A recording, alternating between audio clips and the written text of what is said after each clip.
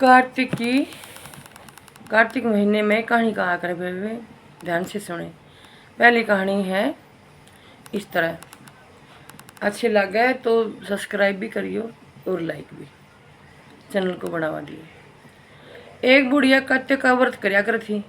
उसके लिए श्री कृष्ण ने भगवान खिचड़ी का कटोरा रख जाते और बुढ़िया व्रत खोल लेती थी।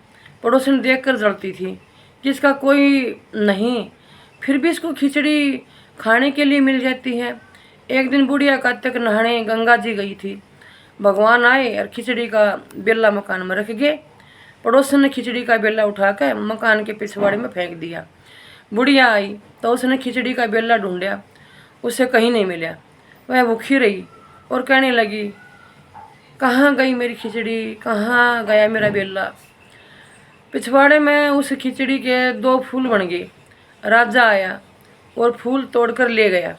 दोनों फूल रानी ने सूंघे तो रानी को गर्भवती होगी, मतलब बच्चा हो गया, पेट में पैर भारी हो गया। राजा रानी का कोई संतान नहीं थी। फल सूंघने से रानी के 2 लड़के पैदा हो गए। लड़के बड़े होने लगे परंतु वह किसी से भी नहीं बोलते थे। दोनों लड़के शिकार खेलने जाते तो रास्ते में बुढ़िया मिलती थी।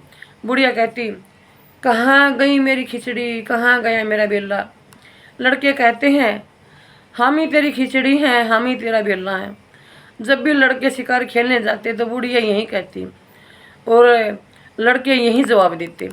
राजा को जब यह पता चला तो राजा ने बुढ़िया को बुलाया और कहा, हमसे तो ये लड़के बोलते नहीं, तुमसे कैसे बोल लेते हैं। बुढ़िया ने कहा, मुझे इस बात का नहीं पता, लेकिन मैं कार्तिक व्रत करती थी तो श्री कृष्ण भगवान मुझको खिचड़ी दे जाते थे। एक दिन मुझे खिचड़ी नहीं मिली। जब मैं कहने लगी कि कहाँ गई मेरी खिचड़ी, कहाँ गया मेरा बेला, तब लड़कों ने बताया, तुम्हारी पड़ोसन ने खिचड़ी फेंक दी थी तो उसके 2 फूल बन गए।